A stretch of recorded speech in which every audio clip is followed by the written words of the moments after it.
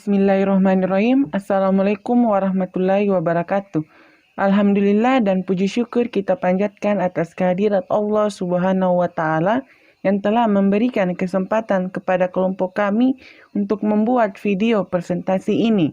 Pada kesempatan kali ini, kami dari kelompok 7, saya Saharudin dan rekan saya Afida Fitri Amalia ingin menyampaikan materi presentasi kami yang berjudul Analisis Korelasi Person. Dan sebelum itu, kami ingin mengucapkan terima kasih kepada dosen pengampu mata kuliah Statistika Pendidikan Matematika, yaitu Prof. Saprudin MSI. Untuk materi pertama akan dijelaskan oleh saya sendiri, kemudian dilanjutkan oleh rekan saya Afida, dan selamat menyaksikan. Apa itu analisis korelasi? Analisis korelasi adalah analisis yang digunakan untuk mengetahui hubungan antara dua peubah X dan Y, di mana analisis yang dapat digunakan di sini adalah analisis korelasi person atau yang disebut dengan product moment.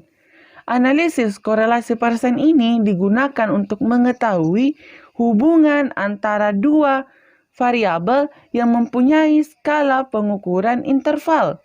Hubungan antara variabel X dan Y dapat bersifat positif dan dapat bersifat negatif. Hal ini tergantung dari nilai koefisien R-nya, di mana nilai koefisien R-nya mempunyai nilai mulai dari -1 sampai dengan 1.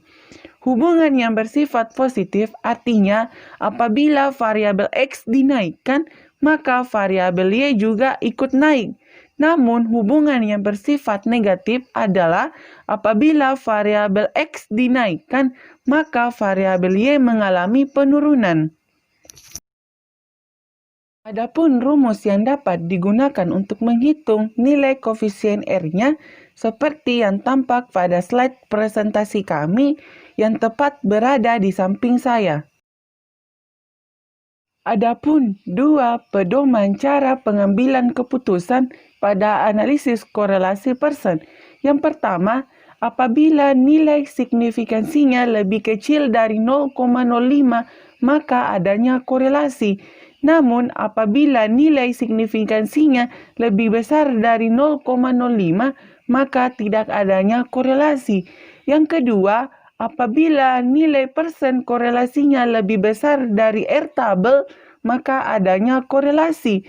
Namun, apabila nilai persen korelasinya lebih kecil dari R tabel, maka tidak adanya korelasi. Kemudian ada 5 kategori untuk menginterpretasikan nilai koefisien R-nya. Yang pertama, sangat tinggi, tinggi, cukup, rendah, dan sangat rendah.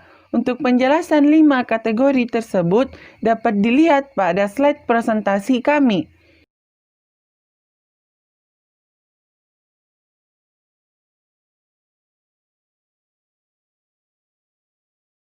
Untuk materi selanjutnya akan dijelaskan oleh rekan saya, yaitu Afida, mengenai latihan dari analisis korelasi person menggunakan aplikasi SPSS. Waktu dan tempat saya persilakan. Oke, terima kasih Kak sudah dijelaskan di awal tadi tentang apa dan bagaimana itu korelasi person. Dan selanjutnya kita akan melangkah untuk bagaimana cara menganalisis korelasi person ini dengan menggunakan SPSS. Dan saya juga akan menjelaskan interpretasinya juga. So, tonton di video selanjutnya. Ada beberapa persyaratan atau asumsi dasar yang harus terpenuhi ketika kita hendak memakai analisis korelasi person ini. Yang pertama, data penelitian untuk masing-masing variabel setidak-tidaknya berskala rasio atau interval.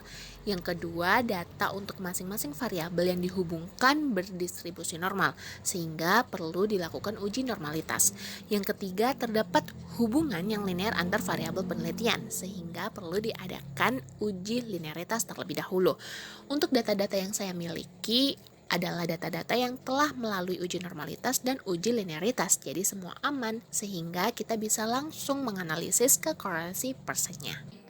Yang akan kita analisis. kita input seperti ini, copy paste saja untuk mempermudah.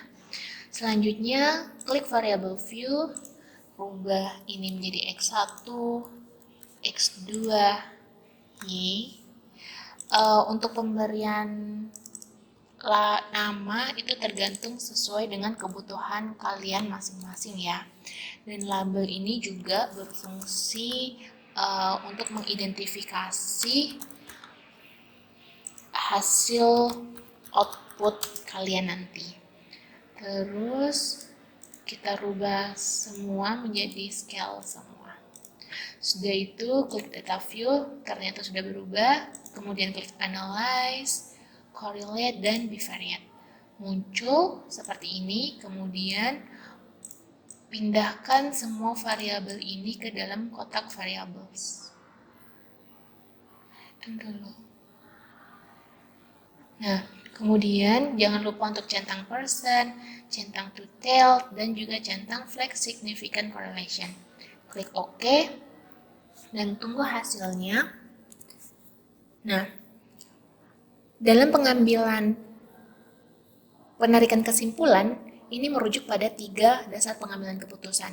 Yang pertama, berdasarkan nilai signifikan, dari tabel output ini diketahui bahwa nilai signifikan antara motivasi dan juga prestasi ini adalah 0,002 yang lebih kecil dari 0,05, maka terdapat korelasi yang signifikan antara variabel motivasi dengan variabel prestasi. Selanjutnya, untuk minat kita peroleh nilai signifikannya yakni 0,000 yang lebih kecil daripada 0,05, yang berarti terdapat korelasi yang signifikan antara variabel minat dengan variabel prestasi. Nah, berdasarkan yang kedua, pengambilan keputusan yang kedua adalah nilai R hitung atau Pearson correlation. Kita perhatikan bahwa nilai R hitung pada motivasi ini yakni 0,796 yang lebih besar dari R tabel 0,576. Terus yang kedua adalah minat 0,908 yang lebih besar dari R tabel 0,576. Nah, karena kedua Pearson correlation atau nilai R hitung ini lebih besar dari nilai R tabel, maka dapat dikatakan bahwa motivasi ada hubungannya atau berkorelasi dengan prestasi. Begitu juga dengan minat, dikatakan bahwa variabel minat ada hubungan atau korelasi dengan prestasi.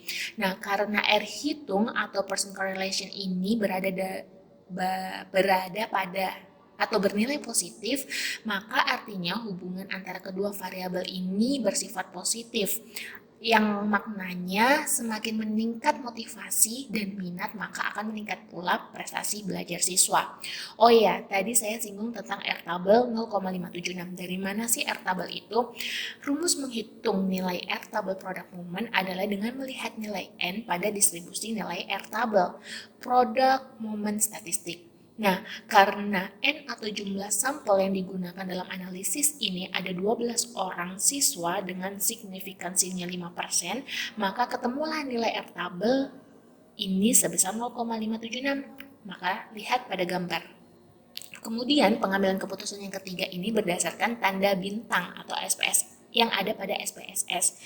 Dari output ini diketahui bahwa nilai Pearson correlation antara masing-masing variabel ini mempunyai 2 tanda bintang yang artinya terdapat korelasi antara variabel yang dihubungkan dengan taraf signifikansi 1%. Nah, demikian pembahasan mengenai cara melakukan analisis korelasi product moment dengan SPSS. Thank you.